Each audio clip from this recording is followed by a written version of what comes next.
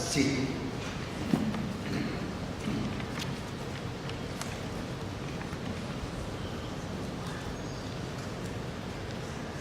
這是守護者所發的命令，聖者所出的令，好叫世人知道，至高者在人的國中掌權，要將國賜誰就賜誰，成立極卑微的人執掌國權。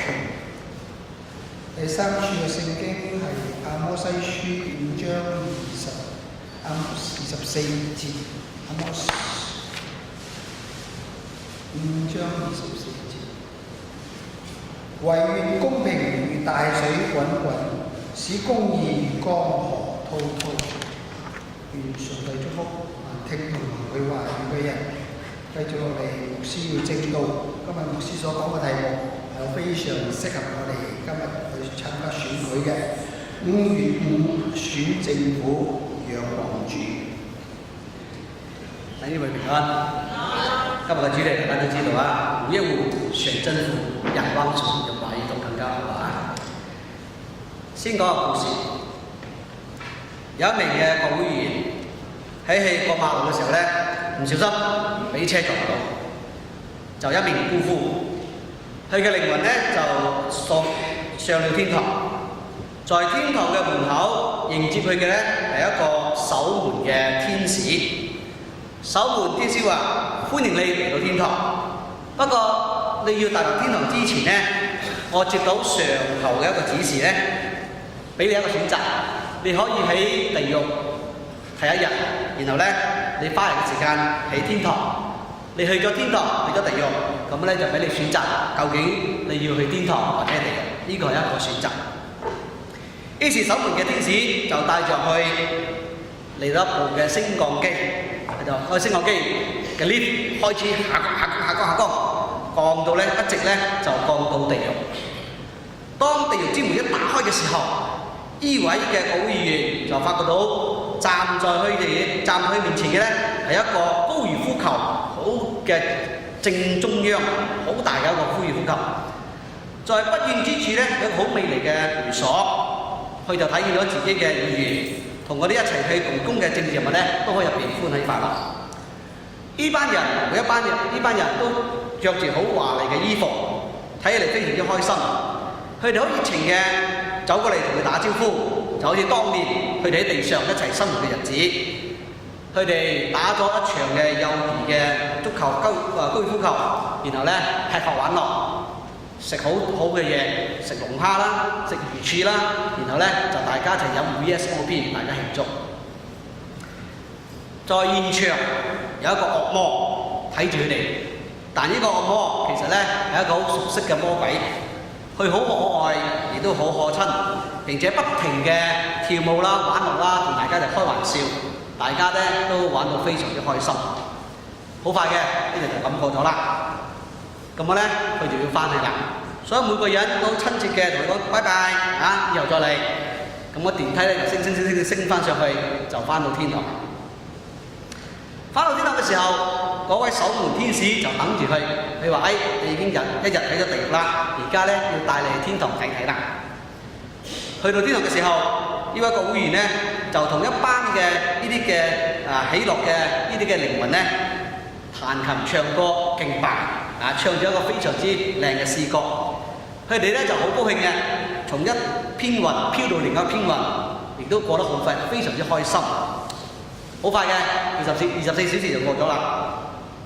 個守門天使又翻嚟啦，佢就對佢講：好啦，而家你已經去咗天堂1日，亦都去咗地獄1日，你必須作出一個選擇，究竟要入天堂或者入地獄。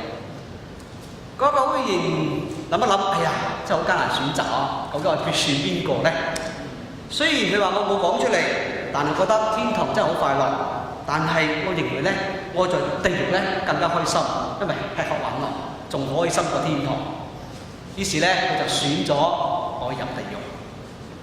咁啊，個守門天使咧就帶佢進入一個升降機，呢就降，一直就降到地獄。而家當地獄之門一打開嘅時候，呢位國會議員發覺到原來佢站在一個好荒涼嘅地方，充滿住咗黑暗，充滿住咗廢物同垃圾。去睇見佢當時嘅朋友個個咧皮包骨嘅，正在執垃圾，而佢地獄咧充滿住火湖，充滿住呢個黑暗，極其悲慘。嗰位熟悉嘅天使，嗰位同色嘅魔鬼就走過嚟啦，拍下佢背脊，佢話：歡迎你嚟到地獄。呢位國會議員覺得非常之驚訝，佢話：唔明白，我唔明啊！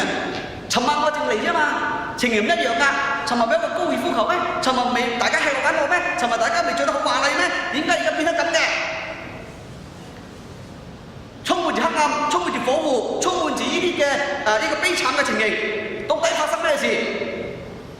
嗰位熟悉嘅魔鬼就睇住你，笑住你講：朋友，琴日咧我哋係正在做15日嘅選舉競選活動嘅最後一日。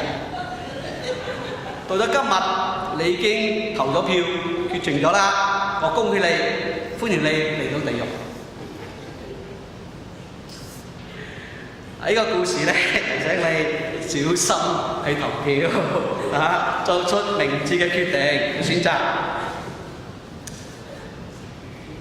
弟兄姊妹，羅馬書正話喺13章1節到7節，從各方面提醒個基督徒又如何做一個天國與地上嘅好公民。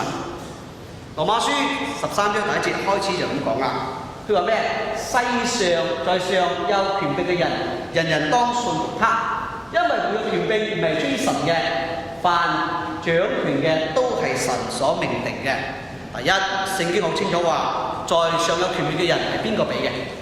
係上帝俾你權柄嘅。意思話，無論係基督徒又好，唔係基督徒又好，在地上管理人嘅、政權嘅，所有嘅呢啲嘅政權管理權柄，全部都係神俾去管理我哋嘅。所以作為地上嘅公民，我哋要乜嘢？要去敬畏佢。點解？第4節話，睇第4節啊！我哋睇第4節嘛，第4節羅馬書第1章第4節，因為他是神嘅用人。呢度好清楚話俾你聽咧。呢班人點解我哋要去敬畏佢呢？因為佢係神嘅用人，神所使用嘅，神俾權柄。第6節亦都講到乜嘢？第6節，因為他們是神嘅差役，亦都係神嘅僕人，要管理呢件事。所以呢，你應該納糧，你應該俾呢個稅啊！因為佢哋呢班人係代表神，常常管理呢個納稅嘅事啊！呢個就係喺度啦，所以就呢個經文入邊咧，我哋發覺到咧，在上掌權嘅人咧係神所俾嘅命令，係神嘅用人，亦都係神嘅差役。嗱，呢個咧好顯然嘅係根據我哋基督徒嘅一個基本嘅信仰，神嘅國，神高高坐在呢個寶座上，就統治宇宙嘅一切，包括我哋所住嘅世界，因為神係掌管佢居首嘅一個。去俾人權柄去管理呢個宇宙大地世界。人類嘅歷史亦都證實呢件事。無論任何嘅政府嘅興起或者衰敗，或者政治領袖人物上位或者落台，每一樣嘢唔係出於神嘅計劃同旨意，甚至有時候有啲嘅殘酷嘅政權嘅興起咧，往往係神手中嘅一根杖，一根嘅拐杖。用來懲罰當時人民嘅罪惡與呢個叛逆啦。正如喺《出埃及記》第9章16節，神對法老講乜嘢？當時我哋法老王係一個好暴力嘅君王，但係神俾佢權柄。所以神對法老王講乜嘢？9章16節話：其實我叫你法老王秦立或者興起你，係特要向你顯出我嘅大能，並要使我名傳遍天下。我要立你，因為使我嘅名能夠傳遍天下，神都使用佢嚟乜嘢？係成為一根嘅拐杖嚟管理以色列嗰啲叛逆嘅人。所以喺但以理書第4章17節更加咁講啦。嗱，呢個俾我哋好大嘅安慰。神講咩咧？這是守望者所發出嘅命令，聖者所發出嘅命令就係上帝所發出命令乜嘢？好叫世人知道至高者就我哋嘅上帝在人嘅國中掌權，無論呢個國家係咪基督徒都好，或者唔係非基督徒都好，所有國家嘅掌權係神俾嘅。至高者在人嘅國中掌權，要將國賜俾邊個就俾邊個，冇一個人可以嚟違背上帝，因為上帝俾邊個就俾邊個，因為佢有一個全能嘅上帝，佢有一個掌王權嘅上帝。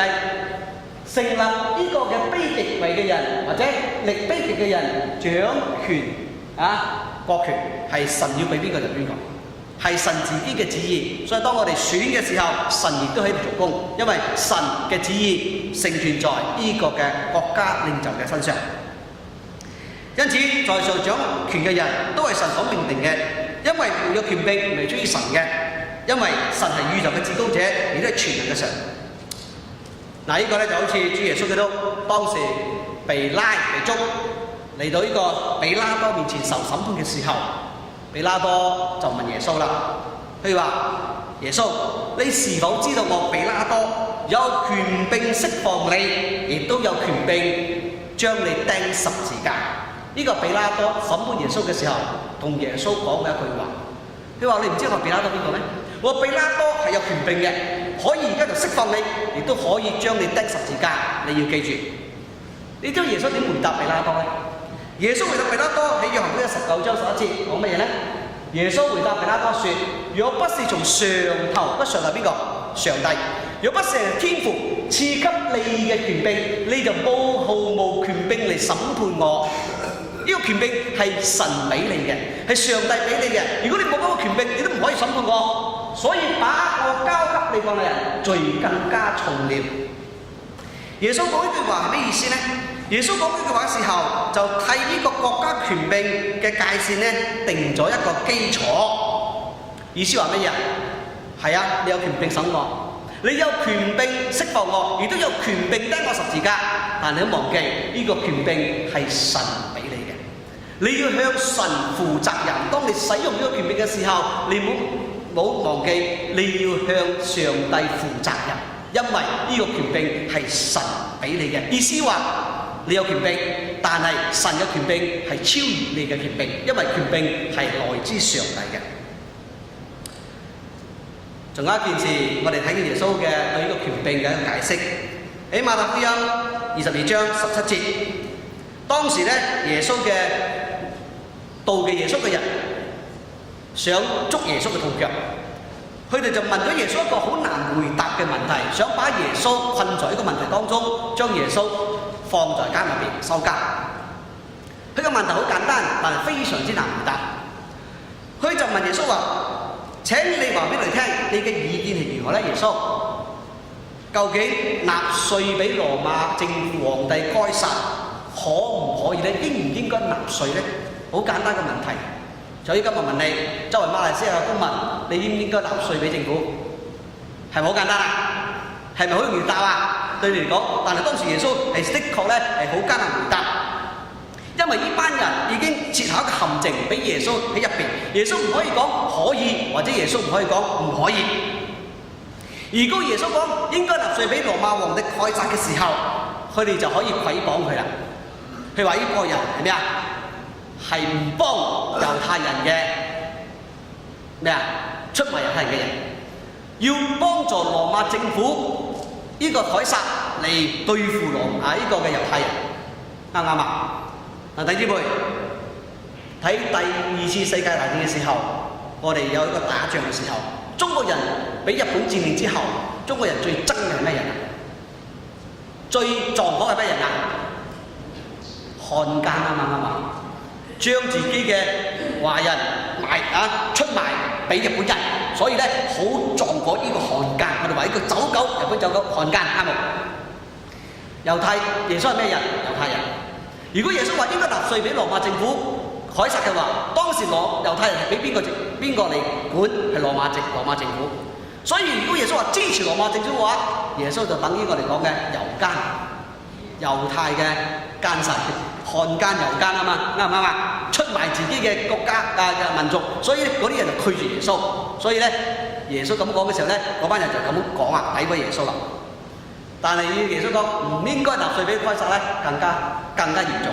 佢哋就可以控告耶穌，告發耶穌，告去羅馬政府，話耶穌咩啊？反政府，叛國，呢個罪名可以被判為咩啊？死刑。所以耶穌在一個非常困難當中，耶穌點回答呢？究竟可唔可以納稅俾呢個羅馬政府凱撒呢？耶穌點答啊？18節，你睇耶穌點答？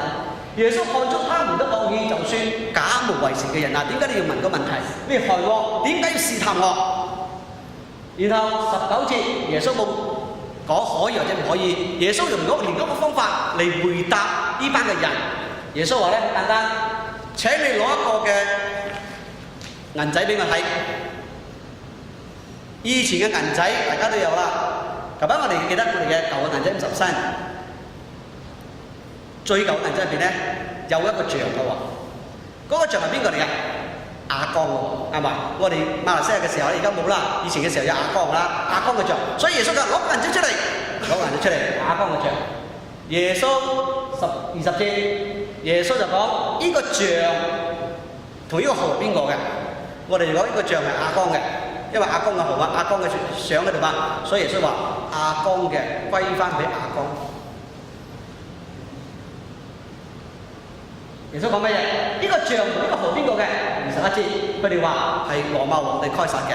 如果係羅馬皇帝該撒嘅，係好容易嘅，你就將呢個屬於羅馬皇帝該撒嘅俾翻羅馬皇帝該撒。但係耶穌再加句。上帝嘅物應該歸俾上帝，該撒嘅物歸俾該撒，上帝嘅物歸俾上帝。22節，佢哋冇辦法捉到耶穌同腳，佢就覺得好奇怪、驚奇，就離開，冇辦法定耶穌嘅罪。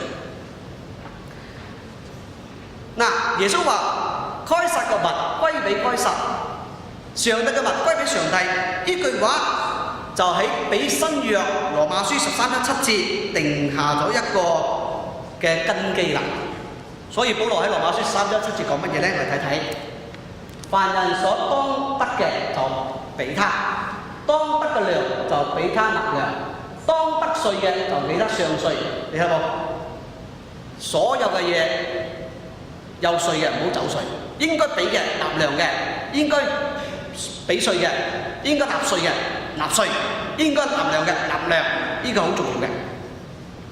嗱，喺呢個嘅耶穌回答嘅方面，第一部分該撒嘅俾翻該撒，起説耶穌係承認咗羅馬皇帝該撒嘅權柄，佢有咁嘅權柄，即使在呢個納稅呢件事上，使呢個猶太人唔中意、唔喜歡嘅事上，但係羅馬皇帝該撒政府係有權柄向佢嘅子民嚟收稅嘅，因為佢絕對有權柄，因為佢係政府，所以咧你應該納稅，你應該俾稅，所以歸翻俾佢。呢個第一件，耶穌冇否認政府嘅呢個權柄，啱嘛？但係權柄係神俾嘅。嗱，第二部分，耶穌就使呢個權柄屬咗一個嘅限制。佢話該撒嘅歸俾該撒，上帝嘅歸俾上帝。意思話換句話講，雖然政府嘅權柄係有嘅，但係呢個權柄係來自上帝嘅，上帝俾佢嘅。所以上帝嘅權柄係更大嘅，係超越嘅，係超越咗地上所有嘅君王，因為權柄都係上帝俾佢嘅。所以咧，你要歸翻俾上帝。睇到冇？大家要注意到呢件事。原來上帝權柄係超越地上所有政治嘅權柄，因為權柄係來自上帝俾嘅。弟兄姊妹，在教會與政治上，上帝俾咗我哋一個好重要嘅使命，就係要好嘅管理呢個大地，要愛人如己，要傳揚福音。管理大地嘅使命就表示我哋對政治同社會嘅重要見識。管理大地係每一個人都應該負擔起嘅責任。喺呢個創世記嘅時候，當上帝用咗6日去創造宇宙萬物嘅時候，人係第幾日做㗎？第6日啱嘛？所以就佢話第一日做乜嘢，第二日做乜嘢，第三日上帝係第幾日做人？第6日。當上帝做咗人之後，上帝將呢個宇宙大地交俾邊個管？有冇交俾老虎管啊？老虎你管啊？有冇大文揚講話哇？譬如話獅子咁惡，人咁差，唔好交俾人管啊，交俾獅子管啊。獅子管你有冇？冇啊！上帝交俾邊個管？交俾人去管理呢個宇宙大地。但係請問今日人管得掂冇？人管得好冇？管到成個宇宙亂七八糟冇？呢個就重要啦。管理大地嘅嗰個責任交俾人哋管，所以人要負起呢個責任嚟管理呢個宇宙大地。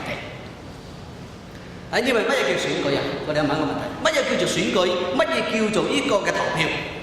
所謂選舉投票，就係我哋今日我哋將我哋嘅受託權、管理嘅受託權，受託於某某人或者某某嘅政權啊，暫時嘅用4到5年嘅時間去管理我哋呢個國家、管理個大地，我哋交俾佢管，將我哋嘅呢個嘅管理權柄受託呢個人暫時去保管帶領我哋呢個成個管理我哋嘅生命，管理我哋嘅生活。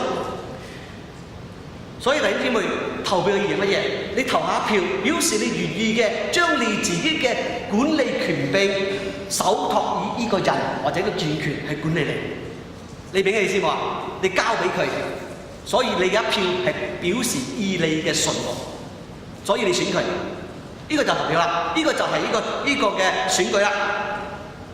但係我哋話，如果嗰個嘅人或者嗰個政權管理得唔好，搞到烏煙瘴氣，搞到一塌糊塗，咁下一次我哋就不在於受託於他，不投他，不選他，就將呢個受託權交俾另一個智者去管啦，啱唔啱啊？呢個就係管理大地嘅聖聖嘅使命啊！聖經話，君王在上嘅君王執政者都係神所設立嘅，表示呢個政權本身並不是永遠嘅，唔係絕對嘅。佢可以上亦都可以落，呢個嘅權柄係從神而來嘅，所以呢個政權呢個人係咩咧？係我哋可以講係有法有天嘅，唔係無法無天嘅，有天理嘅，有上帝喺住嘅，啱唔啱啊？因為呢個權柄呢個嘅人係上帝賜呢個嘅權柄俾佢管理嘅，所以佢要向上帝嚟負責。每一個人話佢嘅政權係唔需要向人嚟負責嘅，唔可能。你一定要向人民負責，亦都甚至你必定要向神俾你嘅權柄嚟負上責任，因為你面對嘅神俾呢個權柄俾你，你就要使用呢個權柄嘅時候，你要對人民對上帝負責，因為呢個係上帝俾嘅。呢個就係管理大地嘅使命啦。嗱，根據聖經，保羅吩咐我哋身為神嘅子民嘅人咧，要注意3件事。我哋睇一睇羅馬書第1章第1節，睇翻羅馬書第1章第1節啊，11章13章第1節。在上有權柄嘅人，人人當順服他。睇見冇？人人呢2個字，人人就表示所有嘅人，包括咗我哋基督徒或者唔係基督徒。我哋基督徒都好似其他人一樣，對於在上掌管嘅人需要順服。我哋雖然係天國嘅子民，但並非丟棄我哋世上國家公民嘅責任，唔係。我哋原有責任係公民嘅責任。我哋明白基督徒在世上嘅雙重嘅身份，就係我哋地上係公民，但係天國我哋神嘅子民。我哋唔係一啲冇政府觀念嘅人，唔係一啲冇國家嘅觀念嘅人，唔係。我哋仍然順服在呢個國家當中，我哋不能住在呢個地上。弟兄姊妹，我哋冇其他嘅家，呢個就係我家，呢個就係我國，啱唔啱啊？你係咪生在馬來西亞？你係咪死在馬來西亞？馬來西亞唔係你家咩？唔係你國啊？我哋係生喺呢度，我哋死喺呢度，呢個就係我哋國家。作為一個咁嘅一個嘅觀念，我哋就係呢個國家嘅公民，我哋要負上我哋對國家嘅應該做嘅國家嘅公民嘅責任。我哋順服呢個國家係完全建立在凡掌權者都係神所命定嘅呢個嘅基礎上。有一日好出名嘅呢個嘅布道家奧迪先生喺芝加哥就俾人哋攔阻住攔落嚟啦。佢話：你咁急喺邊度啊，奧迪先生？呢位偉大嘅布道家回答：我今日要趕住投票啊！今日投票選舉啊！今日國家投票選舉，管治選舉啊！呢個人就話：莫迪先生，難道你忘記咗你自己係天國嘅子民？呢個世界並非你最後嘅歸宿嗎？你咁緊張做乜嘢？莫迪先生就笑住回答説：係啊，我知道啊，但係我而家還住在美國啊，我有一籌美國入邊納稅啊，向美國政府納稅啊，所以我去投票啊。請問你有納稅冇？你有俾稅冇？俾唔俾？有俾咪投票咯？啱嘛？我哋係公民啊嘛，我哋應該有咁嘅權利啊嘛，啱冇啊？每一個人都有咁嘅權利，因為我哋納稅人，我哋係呢個國家公民，我哋要負於我哋公民嘅責任，應當盡呢個國家應當做嘅責任。所以散會之後，弟兄姊妹，我仲未選㗎，手指冇呢啲人，仲未有印啊！千萬唔好攔咗我要同牧師娘去選舉啊！我要翻附中選舉，因為5月5選政府仰望主。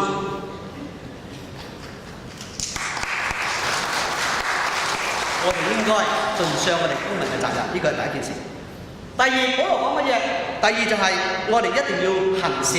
第3節到第4節，做官嘅原唔係叫行善嘅人懼怕，唔係做啲好事嘅人懼怕，乃是俾嗰啲惡者做盡上天害你嘅事、犯法嘅人覺得懼怕。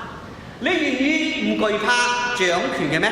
或者做官嘅，或者唔怕呢個馬達，或者唔怕呢啲嘅執政者，你就要行善啦，做好人啦，唔好犯罪，你就可以得佢哋嘅獎賞。咩意思？原來懼怕做官嘅，你講怕馬達、怕警察。點解你怕警察？你怕做官嘅怕馬達，係一般文化嘅傳統。但係呢處保羅好清楚話俾你聽，如果你冇犯法，你怕係乜嘢？呢個馬達，呢個作惡，呢個嘅作官嘅係叫嗰啲犯法嘅人懼怕。所以只要你行善，你做好人，你冇犯法，你冇犯罪，你就唔需要懼怕啲作官嘅啲掌權者。俾個例子好簡單嘅，有一日我哋揸車好快，紅燈啊嚟唔切啦，嗶衝住過，一衝住嗰時候見到前面有個馬達喺嗰度，哇！雖然馬達冇捉我哋啊，我哋心卜卜卜卜跳啊，哇驚啊！點解你咁驚？因為你犯咗法啊嘛，啱唔啱啊？如果嗰日你唔衝紅燈嘅話，前面有馬達，你驚唔驚啊？驚乜嘢？咪揸車揸過去咯。我冇犯法嘛，你拉我做乜嘢？但係你犯罪嘅時候，你犯法嘅時候，你就驚啦。作官嘅原是叫作惡嘅懼怕，啱唔啱啊？點解我哋要驚佢咧？叫驚過呢個作官嘅咧，在上掌權嘅咧，因為佢係有劍嘅。我哋睇睇呢個嘅第4節啊。因為佢嘅神嘅用人係與你有益處嘅，你又作惡，決當懼怕，因為佢未空嘅佩劍，佢嘅殼入邊有劍。呢個劍係一個乜嘢？係一個嘅執法者用嘅權力啊，係一個。所以點解今日上帝俾呢啲嘅作官嘅有佩劍咧？作呢啲在上有掌權嘅人有咁嘅權柄咧？係因為要佢哋維護正義、懲罰作惡嘅，使到公義能夠彰顯，所以佢有佩劍，啱冇？唔係空嘅佩劍，唔係一個空殼，係有權柄嘅，有權柄收你監，有權柄捉你，有權柄審判你，因為佢係用公義嘅嚟執行呢個嘅正義。因此嘅做官嘅，在上執政嘅，應該維護正義、懲罰作惡嘅。佩劍係表示作官嘅有生殺之權，象徵執政者施政嘅時候應該有公正同公義同公平嘅原則，呢個就係啦。所以如果你冇犯法嘅，你唔需要怕佢；你作惡嘅話，你就怕佢，因為佢係有佩劍，係神嘅用人，係神為神伸冤嘅懲罰作惡嘅。因此作為一個掌權者，你要公義嘅、公正嘅去執行呢個神俾你嘅權柄同使命，明嘅意思嘛？呢個就係帶出呢個好有意義嘅。曾經有一個英明嘅皇帝對佢嘅一個下屬咁樣講啊：你攞起你把刀劍嚟，如果我治理百姓、治理國家治理得好嘅話，請你用呢個刀劍嚟保護我。但係如果我治理百姓唔好，治理國家唔好嘅話，請你用呢個刀劍殺死我。我覺得呢個嘅皇帝好有智慧，啱唔啱啊？你攞刀劍係維護正義，你保護我，使到呢個國家能夠公平公義，能夠嚟治理呢個國家治理得好。但係如果國家亂七八糟嘅話，濫權你就阻止我。所以執政者係上帝嘅用人，就應當負擔起替天行道嘅責任。但係如果佢哋放棄咗佢哋嘅責任，甚至濫用私權，強迫人民去做啲違背上帝嘅真理，呢個政權呢個人就必之滅亡，因為上帝將佢權柄攞走，因為權柄係上帝俾嘅。所以提出咗好重要嘅一個嘅解釋。再睇第5節，所以你們必順服，不是因為懲罰，也是因為良心。保羅帶出個基督徒應該點樣去順服呢？我哋基督徒應該誠心順服，唔係因為懲罰，係因為我哋有良心。呢個係講出2個主要順服嘅原因。第一，點解我唔愛衝紅燈？因為我驚被馬打執拉捉到罰款，所以我驚我唔去做。呢個係外在嘅因素，因為你唔愛犯法，你唔愛被捉，你所以唔犯罪。但係更加重要嘅，保羅話唔係咁樣，係因為基督徒係出於良心。呢個良心使到我哋唔犯罪，呢個良心使到我哋唔犯法，呢個良心使到我哋唔做惡事，係更加重要嘅。唔係因為怕懲罰，係因為我哋良心唔會俾我哋去做呢件事。呢個嘅良心嘅良知係講到基督嘅良知，係一種有神生命嘅一個知覺。唔信主嘅人，佢哋冇神嘅生命喺入邊，所以佢哋冇呢個良知，冇呢個良心。但係作為基督徒，今日你同我都有上帝嘅良心，聖靈在我哋當中，成為我哋一個明燈。我哋知道應該乜嘢應該做，乜嘢應該唔做，因為上帝已經將佢嘅良知放在我哋心入邊，使到我哋能夠有咁嘅知覺。加上上帝話語嘅呢個嘅教導，使到我哋有一個良知，明白事理，使到我哋一定要遵從。如果唔敢做嘅話咧，我哋話就通唔過我哋基督徒嘅良知。嗱，呢個更加積極嘅。所以保羅話：我哋順服唔係因為怕懲罰，乃是因為我哋基督徒嘅良知非常之好嘅。原來我哋今日有基督徒嘅良知喺我哋入邊，我哋知道應該咩應該做嘅，所以係神帶領我哋，非常之好。順服唔係因為怕懲罰，係因為更加係我哋嘅基督徒嘅良知。所以一就咁樣言到第6節，你們納糧也為這緣故。他們是神嘅差役，常常管理呢件事。管理乜嘢？管理稅嘅事，納稅嘅事。你要納稅，你要上稅。第7節，所以唔好走稅。凡人所當得嘅就俾他，當得糧嘅給他納糧，當得稅嘅給他上稅。意思話你呢啲 pay tax，don't run away from tax。應該俾嘅就應該俾，因為係理所當然嘅。所有基督徒咧，應當納稅、俾稅、交稅嘅責任。基督徒絕對唔可以逃稅，因為納稅係每一個國家公民所應當盡嘅義務。基督徒應當忠實嘅納稅，因為我哋係受政府所保護嘅。當時嘅猶太人對於羅馬政府向政府納稅呢件事咧，佢哋十分唔甘願同羅馬政府納稅，所以咧佢哋反抗。而保羅嘅教導與主耶穌基督相似，我哋居然活在政府嘅管理同保護之下，你就應當有義務向政府當權者納稅。所以耶穌話：該撒嘅物當歸俾該撒，上帝嘅物當歸俾上帝。意思話基督徒一方面對上帝有義務，但係另一方面亦都在你政府生活嘅國家入邊，對呢個執政者有納稅嘅義務。基督徒應當忠實嘅納稅，因為從政府入邊我哋獲得所